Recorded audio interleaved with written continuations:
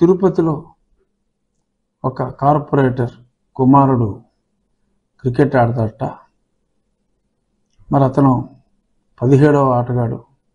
మామూలుగా ఆడేది 11 మంది, ఎక్స్ట్రాలు ఉంటారు. 17వ ఆటగాడు. ఆ 17వ ఆటగాడిని టీమ్ కెప్టెన్ మామూలుగా డ్రెస్సింగ్ రూమ్లోకి ఎక్స్ట్రా ఆటగాళ్ళు రారు. ఈ ఎక్స్ట్రా ఆటగాడు అక్కడ ఉంటే అతన్ని ఎక్స్ట్రా ఆటగాడు నువ్వు రాకూడదు కదా ఇక్కడికి అని చెప్పి హనుమా విహారీ, ఆయన కాపు కులస్తుడు, ఆయన ఆటగాడు ఒక మాట అంటే ఈ 17వ ఆటగాడు అలిగేట. అడిగి మరి డాడీ డాడీ అని చెప్పినట్టున్నాడు.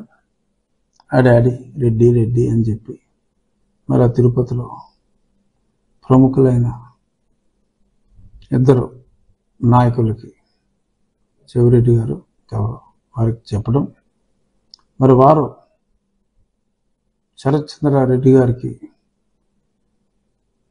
గట్టిగా మా వాడిని అవమానించాడు ఆ విహార్ని ఇమీడియట్గా క్యాప్టెన్సీ నుంచి తీసేయాలని చెప్పి ప్రెషర్ పెట్టడం. మరి ఎన్నో టెస్ట్ మ్యాచ్లు ఆడాడు విహారీ. సరే, రంజీలు అయితే లెక్క లేకుండా ఆడాడు, దేశాన్ని రిప్రజెంట్ చేశాడు. అటువంటి వాడు మంచి ఆటగాడు, కేవలం ఒక 17వ ఆటగాడు, రూలింగ్ పార్టీ కౌన్సిలర్ కార్పొరేటర్ కొడుకు కాబట్టి వీళ్ళ రాజకీయాలకి, వీళ్ళ దిక్కుమాలిన రాజకీయాలకి అతను బలయ్యాడు. సరే, అతనికి ఈ will excellent career, that is a different thing. But ఈ ఆంధ్ర క్రికెట్ అసోసియేషన్ ఆడదాం ఆంధ్ర అన్ని తీసుకొచ్చి నేర్పించేస్తామని చెప్పి మీరు చేసేది ఇదిరా, పనికి మళ్ళరా అంటే ఏసీఏని తిడుతున్నా, రాష్ట్ర ప్రభుత్వాన్ని కాదు. సో ఇలా మరి ఏసీఏ ఏంటి స్ట్రక్చర్ అని చూస్తే అధ్యక్షుడు శరత్ చంద్రారెడ్డి, క్రికెట్ వచ్చాయంటే రాదట, చూస్తాడట. ఉపాధ్యక్షుడు ఎవరు? రోహిత్ రెడ్డి, సాయిరెడ్డి అల్లుడు, ఈ శరత్ చంద్రారెడ్డి తమ్ముడు. క్రికెట్ ఆడతా అంటే ఆడట, అతను చూస్తాడట.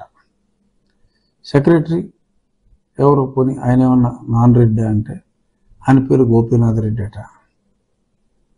సో ఆయన వైజాగ్లో ఉంటాడు, సాయిరెడ్డి పార్ట్నర్ అట.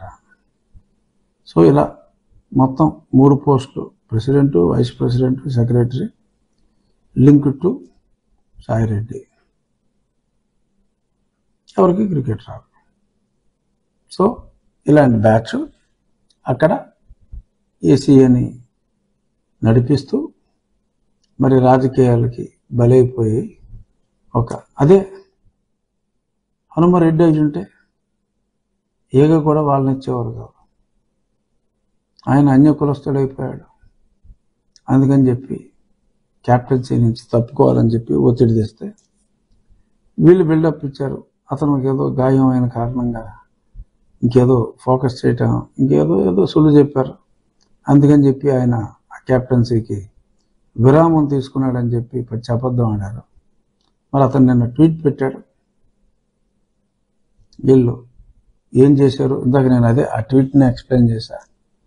వీళ్ళు రాజకీయాలకి మరి వీళ్ళు కనీసం ఆటలు కూడా సజావుగా సాగనివ్వని ఈ పనికి మాలిన వాళ్ళు ఆడదాం ఆంధ్ర అంటే అది ఆడదాం ఆంధ్ర.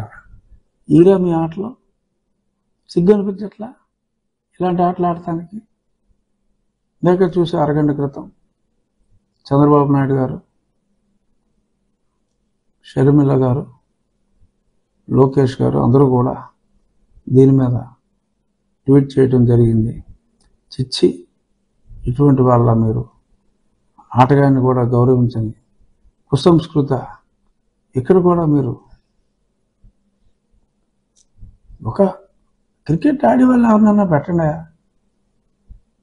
అంతేగాని చాముండేశ్వరనాథ్ పెద్ద క్రికెట్ ప్లేయర్, అలాంటి వాళ్ళు ఉండాలి కానీ అసోసియేషన్లో ఆ బ్యాట్కి బాల్కి తేడా తెలియనివాడు టీవీల్లో క్రికెట్ చూసేవాడిని తీసుకొచ్చేసి మీరు అసోసియేషన్ ప్రెసిడెంట్లు, సెక్రటరీలు చేసేసి సమాజానికి ఏం మెసేజ్ ఇస్తున్నారు? 11 మంది వైస్ ఛాన్సలర్ ఉంటే 8 మంది రెడ్లా? అసోసియేషన్లో కీ పోస్టులు 3 ఉంటే ఏసీఏలో 3 రెడ్లే. ఇంకే క్రికెట్ ఆడే అన్య కులస్తులు లేరా? క్రికెట్ చూసి రెడ్లే కావాలా? ఆడే ఇతర కులస్తులు మీకు పనికిరారా? మరి ఆడేవాళ్ళు ఎవరు లేరు మీరు ప్రేమించే కులంలో. ఉండుంటే వాళ్ళకి ఇచ్చి ఉండేవారేమో, తెలీదు. ఎనీహో, నేను కావాలని కులాల ప్రసక్తి ఇక్కడ తీసుకురావట్లా. బట్ అలాగని హనుమ విహారీ కులం గురించి కూడా నేను మాట్లాడతాను. Is a great player on his own. Unfortunate that is not a Reddy, that's all అని అనిపించింది నాకు ఈ అన్యాయం చూస్తే. ఇక నుంచైనా మన ఏసీని ప్రక్షాళన చేసి నిజమైన ఆటగాళ్ళని అసోసియేషన్లో ఉంచి మరి ఆడదాం ఆంధ్ర అన్నది సిన్సియర్గా చేసాంరా. ఊరికి పబ్లిసిటీ కోసం బ్యాట్ పట్టుకున్న జగనన్న, బౌలింగ్ చేస్తున్న ఇంకెవరో అన్న, రోజారెడ్డి గారికి బ్యాటింగ్ నేర్పిస్తున్న జగనన్న, ఈ స్టిల్స్ కోసం కాదమ్మా. క్రికెట్ని గౌరవించండి, ఆటగాళ్ళని గౌరవించండి అని సవినీయంగా మళ్ళీ ఇంకొకసారి వీరికి తెలియ